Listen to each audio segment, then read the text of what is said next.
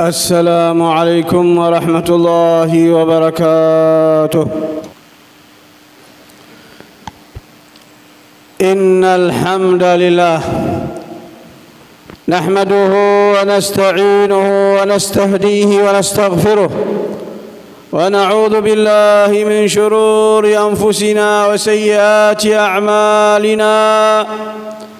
من يهده الله فلا مضل له، ومن يضلل فلا هادي له، وأشهد أن لا إله إلا الله وحده لا شريك له، وأشهد أن سيدنا وحبيبنا وشفيعنا وقرة أعيننا محمدًا عبده ورسوله، الذي بلغ الرسالة وأدى الأمانة ونصح الأمة، وكشف الله به الغمة، وجاهد في الله حق جهاده حتى أتاه اليقين، صلوات ربي وسلامه عليه.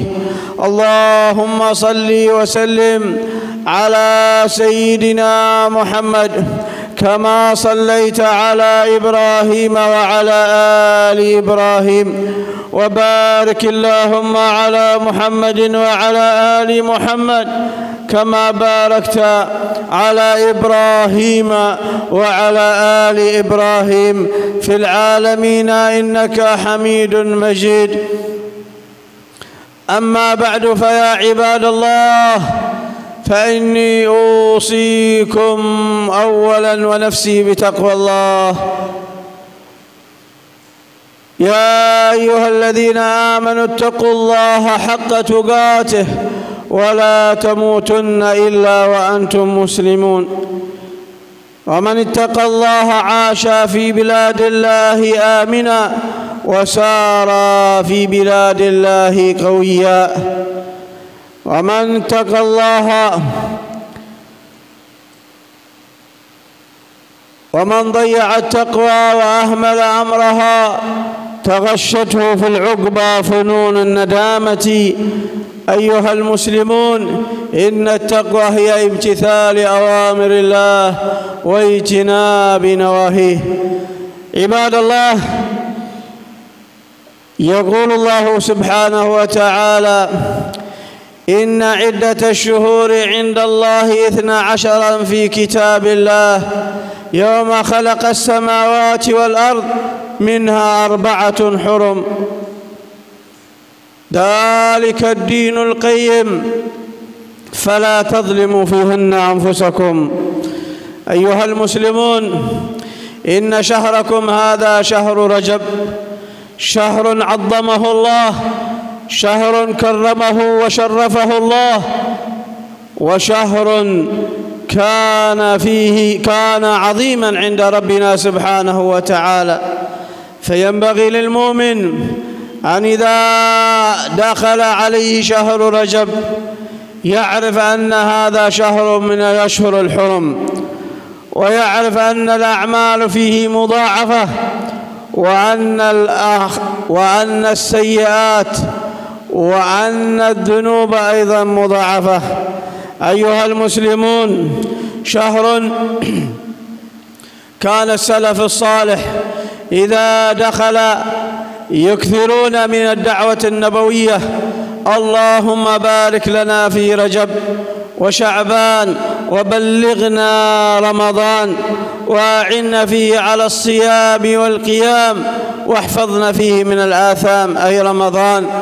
إن شهر رجب شهر جعله الله تعالى تصب فيه الرحمات، وشهر التوبة والاستغفار، فقد كان عن سلفنا الصالح يكثرون من الاستغفار.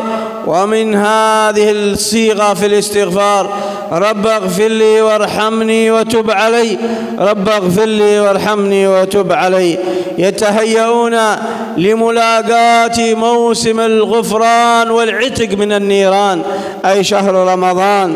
يتهيئون لموسم العتق شهر رمضان، شهر القرآن، شهر الصلاة، شهر الرحمة، شهر التوبة.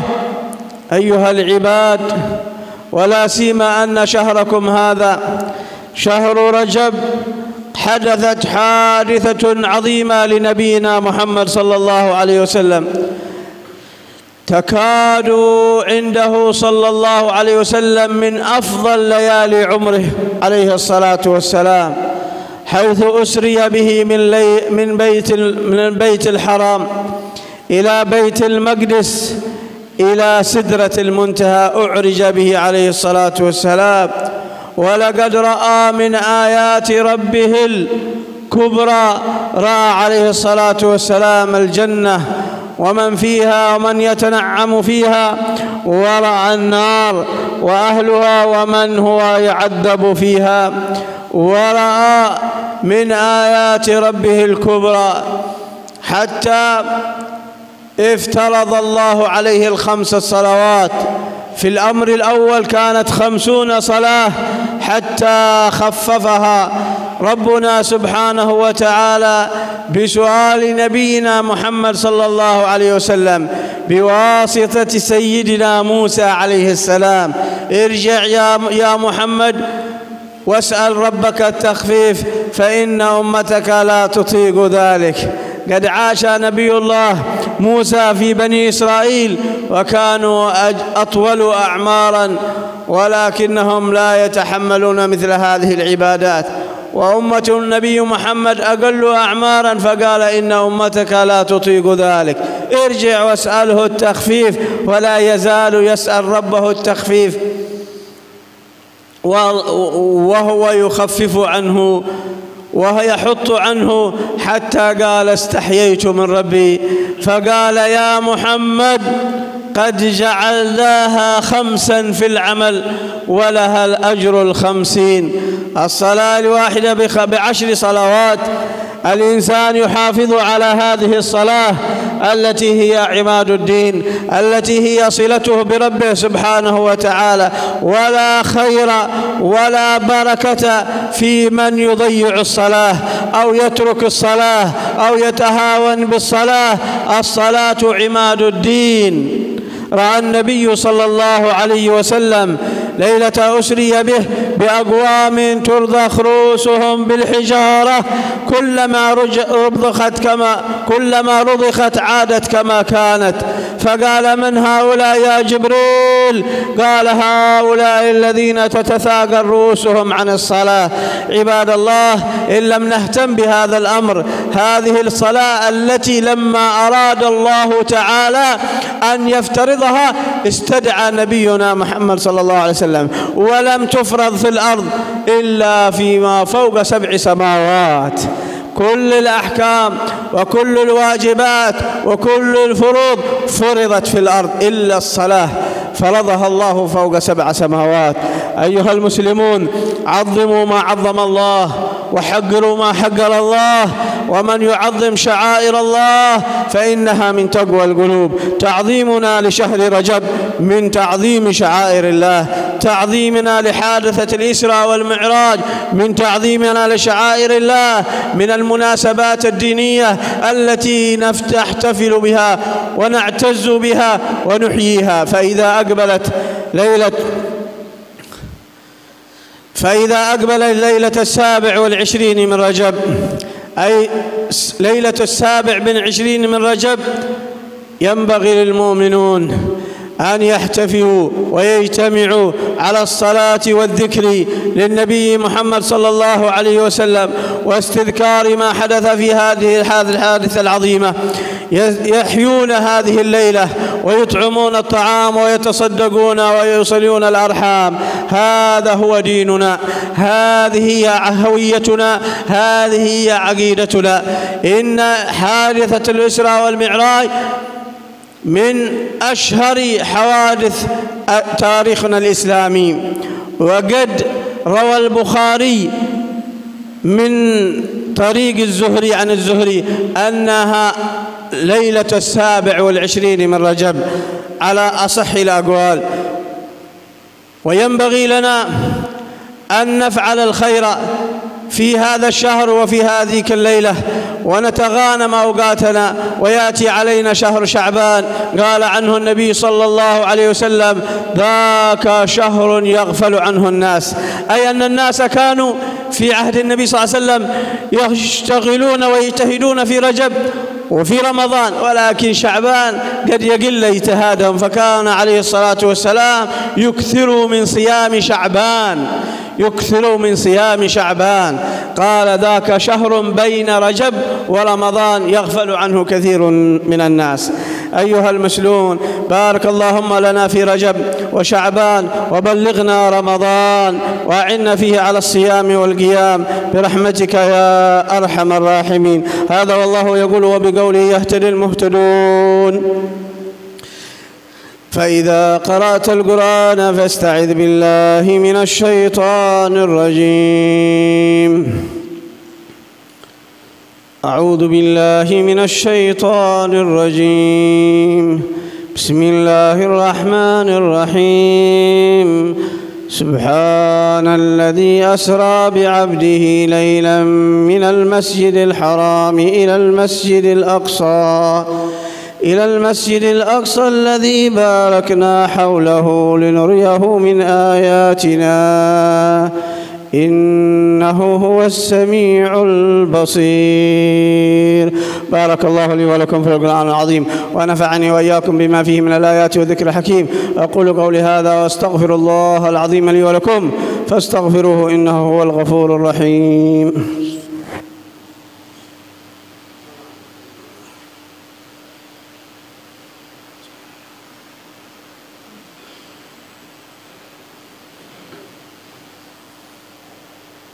الحمد لله حمدا يوافي نعمه ويكافئ مزيده. يا ربنا لك الحمد كما ينبغي لجلال وجهك وعظيم سلطانك. سبحانك لا نحصي ثناء عليك أنت كما أثنيت على نفسك. فلك الحمد حتى ترضى، ولك الحمد إذا رضيت، ولك الحمد بعد الرضا. وأشهد أن لا إله إلا الله وحده لا شريك له، وأشهد أن سيدنا محمدًا عبده ورسوله. اللهم صل وسلم على سيدنا محمد مفتاح باب رحمة الله عدد ما في علم الله، صلاة وسلاما دائمين بدوام ملك الله، وعلى آله وصحبه وسلم عدد كل ذرة ألف مرة. أيها المسلمون، أما بعد، فإني أوصيكم ونفسي بتقوى الله، تقوى إله العالمين، فإنها عز وحرز في الدنا والمرجع، فيها غنى الدارين، فاستمسك بها والزم تنل ما تشتهيه وتدعي. ومن ضيع التقوى وأهمل أمرها تغشته في العقبى فنون الندامة. أيها المسلمون، يفد علينا بعد ذلك شهر شعبان، وبعد ذلك شهر رمضان، فليستعد المؤمن، يستعد للقاء هذا الشهر الكريم شهر رمضان، يستعد بالتوبة والندم والاستغفار على ما مضى وما اقترفه، يستعد بلقاء الله تعالى بصحيفة بيضاء، فليكثر من الاستغفار وليكثر من التوبة، يتوب الله على من تاب. يا أيها الذين آمنوا توبوا إلى الله توبة نصوحا. التوبة النصوحة أيها المسلمون أن تقلع عن الذنب وتندم على فعله وتعزم بقلبك ألا تعود إليه.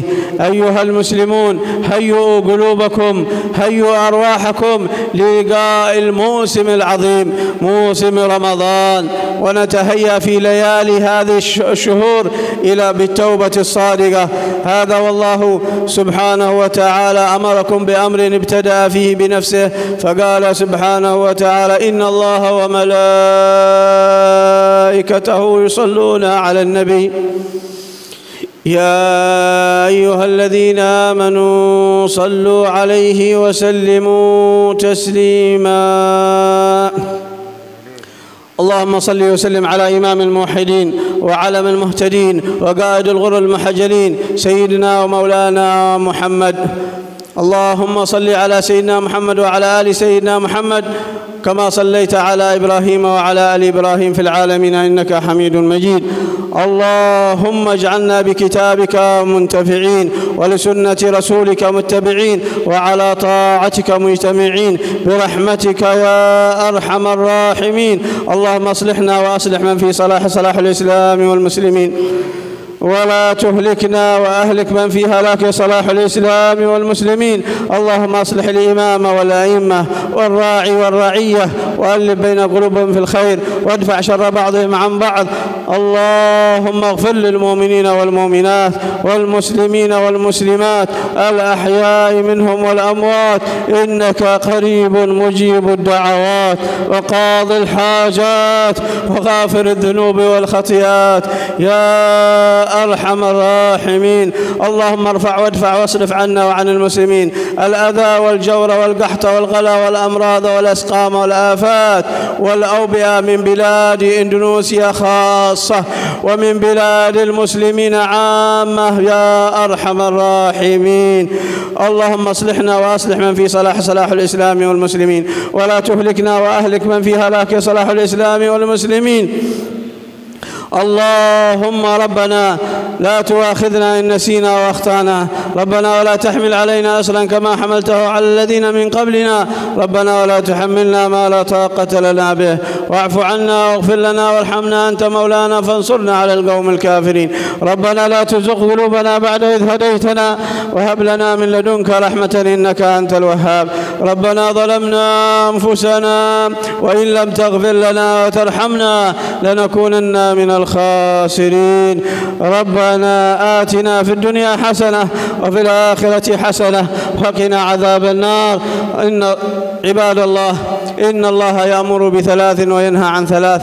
إن الله يأمر بالعدل والإحسان وإيتاء ذي القربى وينهى عن الفحشاء والمنكر والبغي يعظكم لعلكم تذكرون. فاذكروا الله العظيم يذكركم واشكروا على نعمه يزدكم ولذكر الله أكبر والله يعلم ما تصنعون. السلام عليكم ورحمة الله وبركاته. الحمد لله رب العالمين والصلاة والسلام على سيد المرسلين وعلى آله وصحبه وبارك وسلم أجمعين. Alhamdulillah, segala puji bagi Allah Subhanahu wa taala, salawat dan salam terhantarkan pada baginda besar Nabi Muhammad sallallahu alaihi wasallam. Sebelum saya terjemahkan, sedikit ingin menjelaskan bahwasanya kebiasaan kita kalau di Aceh biasanya mengulang 2 rukun khutbah, karena kita biasanya berkhutbah menggunakan bahasa Indonesia, sehingga kalam ajnabi para ulama kita mengharuskan untuk mengulang 2 rukun khutbah karena supaya tidak bercampur antara bahasa Indonesia dengan rukun khutbah yang bahasa Arab. Habib tadi tidak mengulang rukun khutbah karena Habib khutbah pakai bahasa Arab, sehingga tidak memerlukan untuk mengulang kembali rukun khutbah karena tidak tercampur dengan kalam ajnabi. Sedikit menerjemahkan tentang apa yang telah Habib sampaikan dalam khutbahnya. Beliau memuji kepada Allah Subhanahu wa taala dengan pujian yang tertinggi dan bersalawat dan salam kepada baginda Nabi Muhammad alaihi salatu wasalam, nabi yang dimana telah menyampaikan risalah kepada ini umat, nabi yang dimana telah memberikan hidayah kepada ini umat, dan juga salawat dan salam kepada keluarga baginda Nabi Muhammad dan sahabat baginda Nabi Muhammad alaihi salatu wasalam.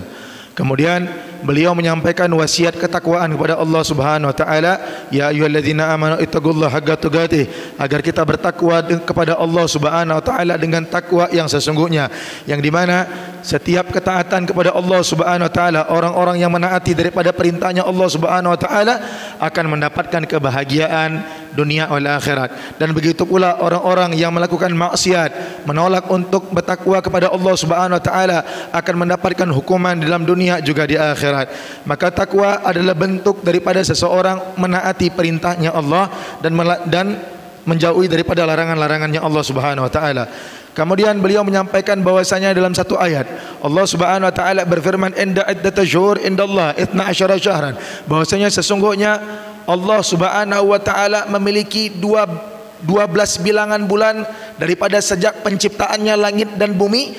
4 daripada bulan tersebut adalah bulan yang dimuliakan oleh Allah Subhanahu wa taala, yang di mana 3 bulan mereka saling bergandengan, bulan Dzulqa'dah, Dzulhijjah dan Muharram, dan 1 bulan yang berpisah, bulan Rajab, yang di mana sedang kita laksanakan pada bulan yang mulia ini, yang di mana kita semua berada dalam bulan Rajab, bulan yang dimuliakan oleh Allah, bulan yang diagungkan oleh Allah Subhanahu wa taala. Kita mengetahui bahwasanya Rajab adalah bulan yang di mana Allah taala lipat gandakan pahala-pahala kepada setiap orang yang beramal dalam bulan tersebut. Kita mengetahui bahwasanya bulan Rajab adalah bulan yang di mana Allah taala juga lipat gandakan dosa orang yang maksiat dalam bulan tersebut. Maka tidak seyogianya, tidak seharusnya seorang mukmin yang di mana dia berlarut-larut dalam dosa, berlarut-larut dalam maksiat kepada Allah Subhanahu wa taala dalam bulan yang dimuliakan oleh Allah Subhanahu wa taala. Maka para salafun saleh, para ulama kita terdahulu, mereka menganjurkan dalam bulan-bulan Rajab semisal bulan ini, mereka menganjurkan agar orang-orang untuk istighfar kepada Allah, minta ampun kepada Allah, yang di mana mereka sering melazimkan zikir ketika masuk dalam bulan Rajab. Mereka mengucapkan Rabbighfirli warhamni wa tub alayya, Rabbighfirli warhamni wa tub alayya. Maka ini adalah zikir yang di mana sering dilazimkan oleh para ulama kita di dalam bulan Rajab, sehingga para salaf mereka menganjurkan untuk memperbanyak istighfar, meminta ampun kepada Allah Subhanahu wa taala, agar apa? Agar Allah Subhanahu wa taala mengampunkan dosa-dosa kita, agar Allah taala mengampunkan semua dosa-dosa kita daripada maksiat-maksiat kita. Maka disebutkan bahwasanya zikir tersebut merupakan persiapan untuk kita menyambut Ramadan. Kita masuk dalam bulan Rajab, kita istighfar kepada Allah untuk mempersiapkan diri kita untuk masuk dalam bulan yang dimuliakan oleh Allah, bulan Ramadan. Yang di mana bulan Ramadan merupakan adalah bulan ibadah kepada Allah, bulannya salat kepada Allah, bulannya untuk beramal kepada Allah Subhanahu wa taala.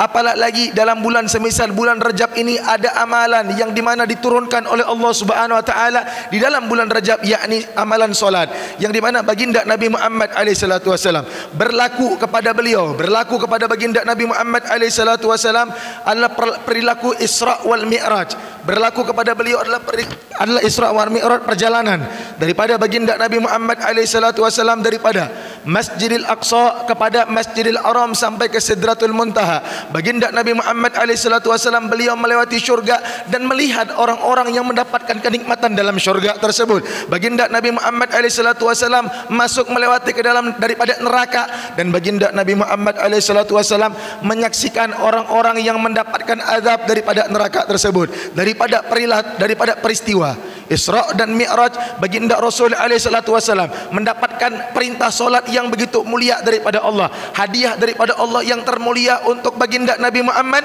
adalah perintah solat, yang di mana saat itu Allah Subhanahu wa taala memerintahkan solat untuk baginda Nabi Muhammad bakal umatnya sebanyak 50 kali solat, sampai kemudian berjumpa dengan Nabi Musa alaihi salatu wasallam melalui perantara Nabi Musa alaihi salatu wasallam, sehingga Nabi Musa mengatakan kepada Nabi Muhammad, balik wahai engkau Nabi Muhammad, sesungguhnya umatmu tidak akan mampu mengerjakan solat 50 waktu tersebut. Sehingga baginda Nabi Muhammad bolak-balik antara Nabi Musa ke Allah, kemudian Allah Ta'ala mengurangi solat,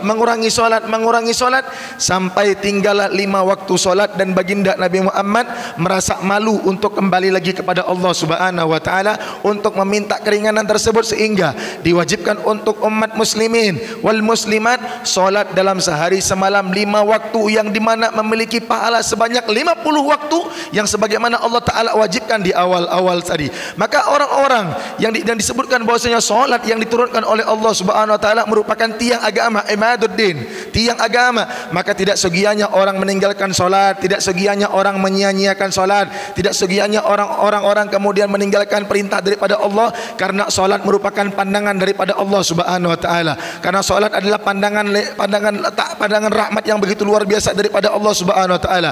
Begitu pula dalam bulan Rajab terdapat Isra wal Mi'raj, peringatan Isra wal Mi'raj tatkala Allah Subhanahu wa taala memerintahkan kita untuk mengagungkan syiarnya Allah, maka dalam bulan Rajab ini ada syiarnya Allah yang perlu kita agungkan, ada syiarnya Allah ada yang perlu kita rayakan, yakni pada tanggal 27 Rajab, yang dimana pada tanggal 27 Rajab tersebut adalah peringatan Isra wal Mi'raj. Maka perbanyaklah sedekah dalam peringatan tersebut, perbanyaklah kita buat kenduri dalam peringatan tersebut, kita buat kemudian istighfar dalam peringatan tersebut, kita buat peringatan salawat dalam peringatan tersebut dengan tujuan untuk mengagungkan syiarnya Allah. Maka beliau mengatakan ini adalah akidahnya kita. Akidahnya kita adalah mengagungkan syiar-syiar yang diagungkan oleh Allah. Semua perkara yang diagungkan oleh Allah Subhanahu wa taala maka kita agungkan. Maka disebutkan bahwasanya pada tanggal 27 Rajab kita mempersiapkan diri kita untuk menyambut bulan-bulan selepasnya. Rajab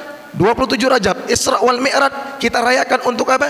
Untuk sebagai syiar supaya kita bisa mempersiapkan diri kita untuk menyambut bulan-bulan yang mulia ke depannya. Ada bulan Sya'ban, ada juga kemudian bulan Ramadan. Bahkan disebutkan bulan Sya'ban adalah bulan yang dimana banyak orang lalai di dalam bulan tersebut. Disebutkan bahwasanya orang sibuk dengan Rajab, orang sibuk dengan Ramadan, banyak yang lalai di bulan Sya'ban. Maka Nabi perintahkan untuk memperbanyak puasa di dalam bulan Sya'ban.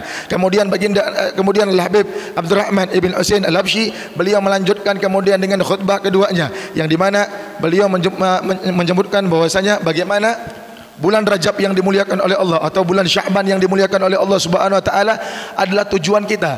Kita istighfar dalam bulan Rajab, kita minta ampun dalam bulan Rajab, kita taubat dalam bulan Rajab. Untuk apa? Mempersiapkan diri kita untuk masuk dalam bulan Sya'ban. Untuk apa? Untuk mempersiapkan diri kita juga untuk masuk dalam bulan yang dimuliakan oleh Allah, bulannya Ramadan. Maka oleh karena itu disebutkan dalam Al-Qur'an, ya ayyuhalladzina amanu tubu ilallahi taubatan nasu'a. Kita diperintah oleh Allah untuk bertaubat, apalagi dalam bulan semisal bulan ini, dengan taubat yang sesungguhnya. Maka apa itu taubat? Taubat disebutkan oleh beliau adalah apabila engkau taubat daripada dosa yang telah engkau lakukan, kemudian engkau menyesal terhadap maksiat ataupun dosa yang telah engkau lakukan, dan kemudian engkau berniat dalam dirimu untuk tidak kembali di dalam maksiat yang telah engkau kerjakan tersebut. Maka itu adalah taubat yang sesungguhnya kepada Allah Subhanahu wa taala. Maka orang yang ingin sukses di bulan Ramadan dapat dilihat apakah dia sukses di dalam bulan Rajab. Kalau orang sukses di bulan Rajab, maka insya Allah pasti sukses di bulan Ramadan. Tapi kalau orang tidak sukses di bulan Rajab, maka tidak akan sukses di bulan Ramadan. Maka apalah tanda daripada orang-orang yang sukses di dalam bulan Rajab? Tanda orang yang sukses di bulan Rajab adalah orang tersebut dia mampu memperbanyak istighfar kepada Allah di dalam bulan ini dan bertaubat daripada segala dosa-dosa yang telah ia kerjakan, sehingga dia masuk dalam bulan Ramadan dengan persiapan yang mantap dalam dosa yang telah diampunkan oleh Allah Subhanahu wa taala. Dan kemudian Sayyidil Habib Abdurrahman ibn Husain Al-Habsyi menutup khutbahnya dengan doa-doa yang begitu mulia, yang kita yakini insyaallah doa-doanya beliau dikabulkan oleh Allah Subhanahu wa taala. Amin ya rabbal alamin. Adanallahu wa yakum ajma'in. Assalamualaikum warahmatullahi wabarakatuh. اللهم تقبل صلاتنا تامة، اغفر ذنوبنا عامة، ولا تعذبنا يوم القيامة إنك على كل شيء قدير. تقبل الصلاة والدعاء، اجعله خالصا مخلصا وجهك الكريم ومقربا إلى جوارك في جنات النعيم، وإلى أرواح والدينا ووالديكم وأمواتنا وأمواتكم وأموات جميع المسلمين ومن عمر هذا المسجد وعبد الله فيه، والمترددين عليه في أوقات الصلاة، والمتصدقين. إن الله يتغشى الجميع بالرحمة والمغفرة ويسكنهم الجنة، ويختم لنا ولكم بالحسنى بعد عمر طويل حال جميل في خير ولطف عافية. وإلى حضرة النبي الفاتحة.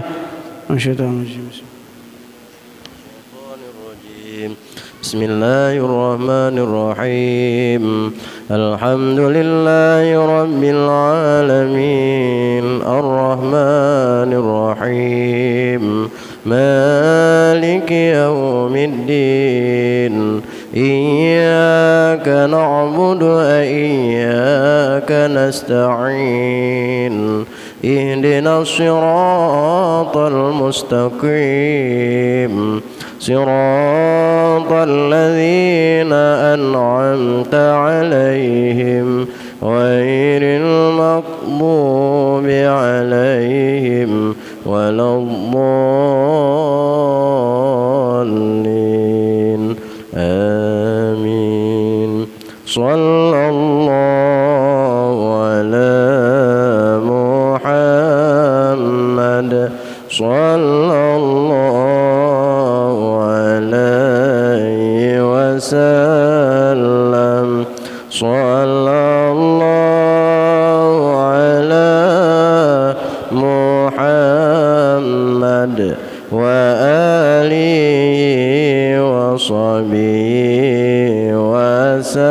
وسلم صلى الله على